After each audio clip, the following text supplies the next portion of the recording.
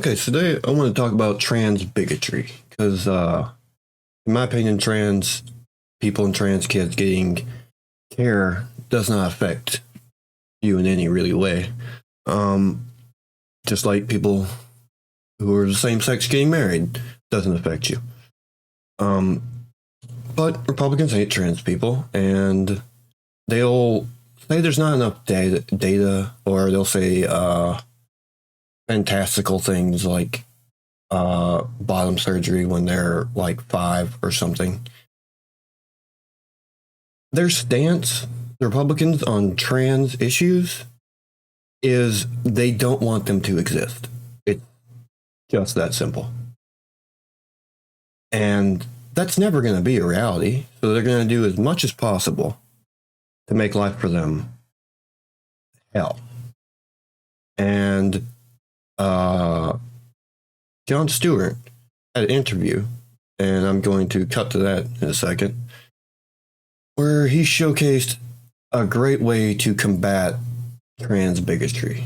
Why would the state of Arkansas step in to override parents, physicians, psychiatrists, endocrinologists who have developed guidelines? Why would you override those guidelines? Well, I think it's important that all of those physicians, all of those experts, for every single one of them, there's an expert that says we don't need to allow children to be able to take those medications, that there are many instances where... But you know that's not true. Well, what John does here is he frames it in like what she is actually doing, which is going against professionals, parents, and refusing medical care for people who really need it. Why are you doing that? But you know that's not true. You know it's not for everyone. There's one.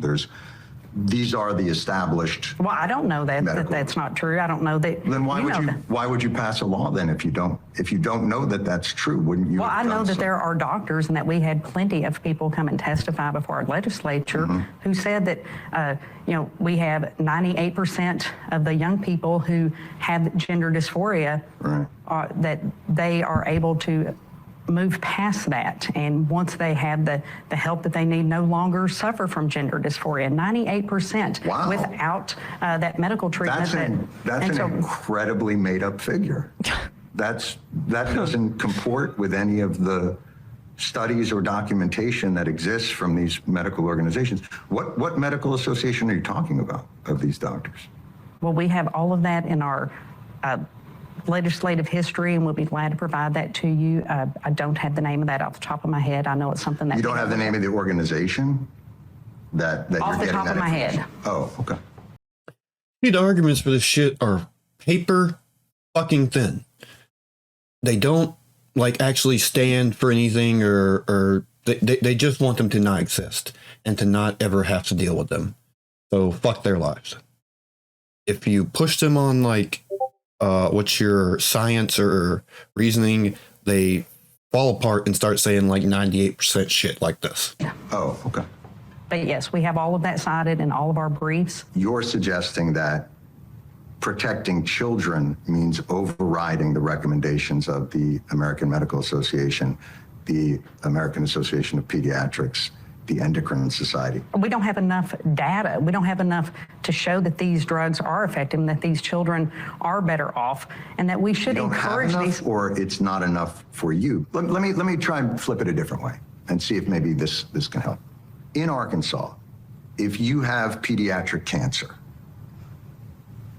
and obviously we all want to protect children, I think we established that earlier, whose guidelines do you follow for pediatric cancer? Well, I think if my child, who is 4, if I was faced with that terrible decision, then I would be speaking to my doctor. And if my doctor recommended something that I disagreed with, then I would get a second opinion. And that's what I believe that these parents need to make sure that they're encouraged to get numerous opinions when they're talking about an irreversible step. You're not letting them. The state's not saying get another opinion. What they're saying is you can't. What you're actually saying is the opposite. No, that's actually not at all what the state said. The state simply said that you cannot perform these procedures, and so parents should get another opinion, that they And children should want to have another But opinion. that's not- Because again, these are 9, 10, 11, So if your 12-year-olds. child is suffering from pediatric cancer and the state comes in and says to you, they recommend chemotherapy, but we're not going to let you do that. You can't. We think you should get a different opinion. And here's the organization we think you should get the opinion from. They're not the mainstream, but they're an organization. So that's who you have to be treated by. A really good interview, and one of the big things I like that John does here is he keeps bringing it back and saying you're refusing medical care to kids for what reasoning?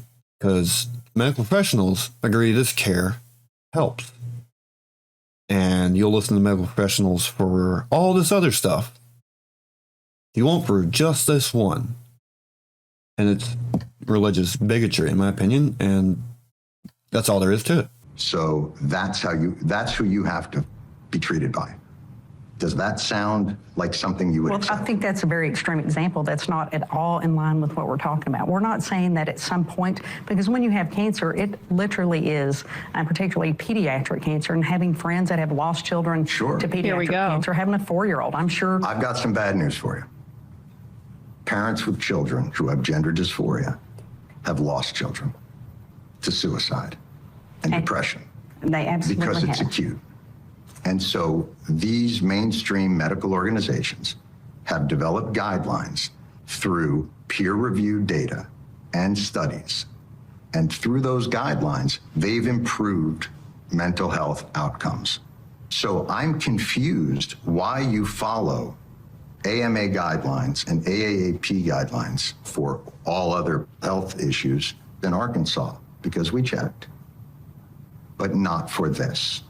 It's simply saying, let those young people who are facing gender confusion and dysphoria, allow them to become adults and to make that decision. Allow a child to be a child. So here's where we have our crossroads. You've made the determination that protecting these children means not giving them access to the guidelines and care that have been designed by medical and mental health professionals for children expressing gender dysphoria. And I'm asking you again, what are your qualifications to step in and say, no, keeping you from that care is protecting you. You've made that determination. And she tries to, say this isn't the same thing, and John brings it back and says, yeah, trans kids die from people like you in office doing shit like this. I really like this interview, and I'm going to link to the Journal of American Medical Association. There's a study they did about how top surgery does help with body dysphoria. And I'm going to link to the Majority Report, which is where I pulled this from. And the person you can hear in the background is Emma Vigeland. She's really good at what she does. Go watch the Majority Report. And I'll link. That's it. See you.